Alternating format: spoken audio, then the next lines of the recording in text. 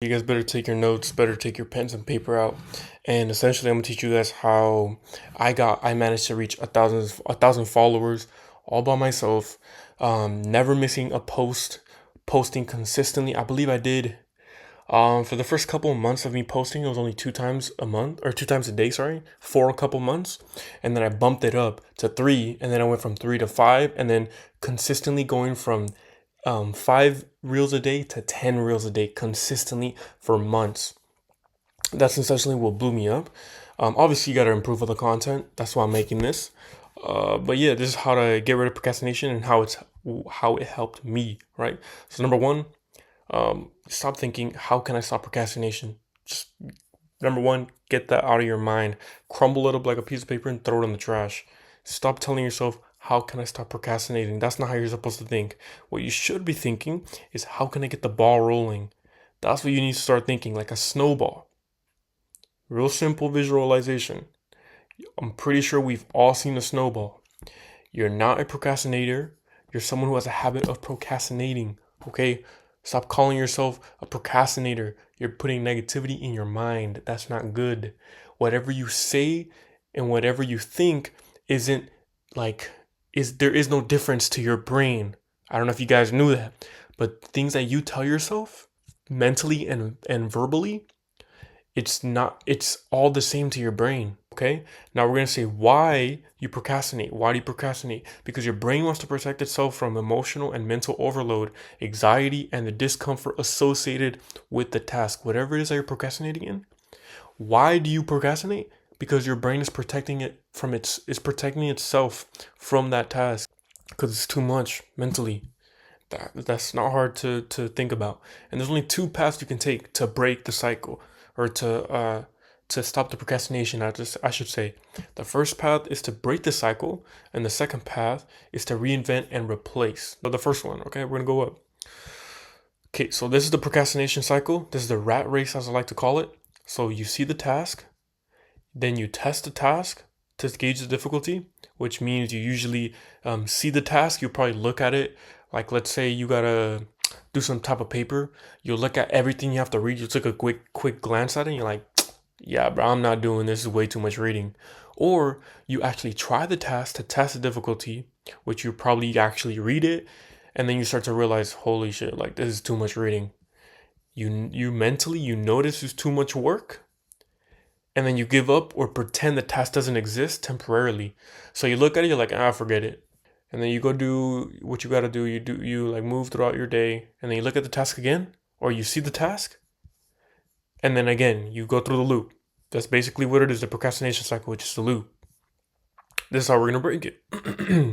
So, like I said, you see the task, you gauge the task to see the difficulty of it, and right before you start telling yourself this is too hard or damn this is too much work, this is where you're gonna break the pattern. And I know it's gonna be a little weird, but you have to bear with me. This is what helped me and what I think is gonna help you guys. This is the pattern break. We're gonna go through the extremes, okay? If you have to, in order to break the pattern, do it. Slap yourself, punch yourself. You can punch your leg, your arm, yell, splash water on yourself. Do something you wouldn't normally do at all in any scenario, so that you can mentally break this loop. And the point of this is to mentally break the loop at any cost, so you don't keep mentally torturing yourself when you keep looking at that task. So how can I visually represent, or not represent, how can I visually present this to you guys? Okay, I want you to close your eyes and I want you to think of a guinea pig, or not a guinea pig, a hamster. Now this hamster, let's say he just drank some water, he just ate food, he would immediately go to the hamster wheel. And what would he start doing? He'd start running in a cycle forever. You just keep running and running until he falls eventually, right? Until he falls. Now, that's the thing. He either runs too fast and then he falls. That's the mental break. He fell, or that's the pattern break. He fell. Or another pattern break is another hamster comes by and pushes him off the hamster wheel. That's what you need to do. If you need to flick yourself with a pencil, do it. If you need to do it 50 times to snap out of it, do it. The whole point is you need to break out of the cycle. That's why it's a pattern break, right? And if you do it, congrats. You stop procrastinating for now. Why? Because you'll always procrastinate. It's normal. People do it all the time. What matters is what you do when that time comes. Whenever you do catch yourself procrastinating, do what I just told you. If you have to, slap yourself, punch yourself, yell, splash water on yourself, do something you wouldn't normally do.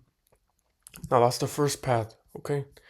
Go down here. The second path, the reinvent and replace. Okay, so reinvent and replace. You see the break the cycle method? Forget about it. You don't need to break nothing with this. That's why it's called the reinvent and replace, not break, reinvent, and then replace. No. You reinvent and replace. That's it. Okay? Go down. This is what you guys normally do. It's the same example as the break the pattern method. You see the task, you test the task to gauge the difficulty, you notice there's too much work mentally, and then you give up. And then you see the task again, and it's a cycle. It's a cycle. Now we're gonna go down here. Now, as you can see, there's two circles now. This was the original cycle of you guys procrastinating, and then there's a new cycle. This one is full of 100% focus. This is the new pattern. This is another task similar to the one you're procrastinating in, but this time it's with full focus. Now, what do I mean by this? What is something you can do to replace this procrastination? What's a task similar to the one you're procrastinating in to replace this? Let's say you don't want to do writing homework because you're stressed out. So what do? The new cycle, the new pattern, you write your feelings on paper. Write your feelings on paper. Write how you're super stressed.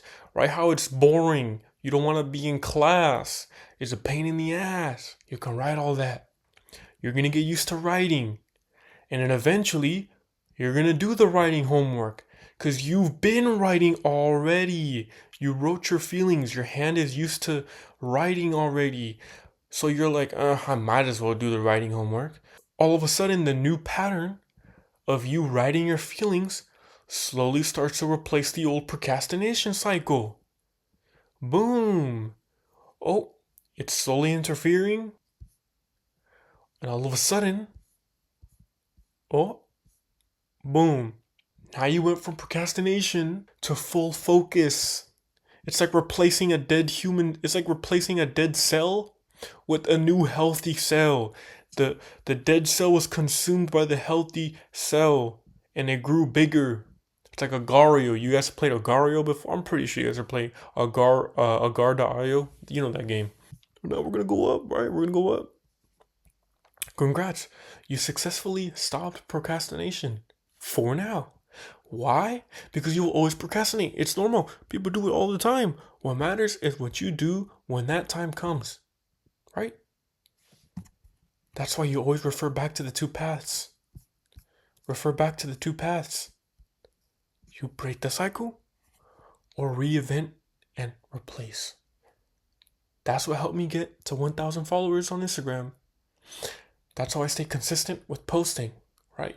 If you want to stop procrastinating, do these two things.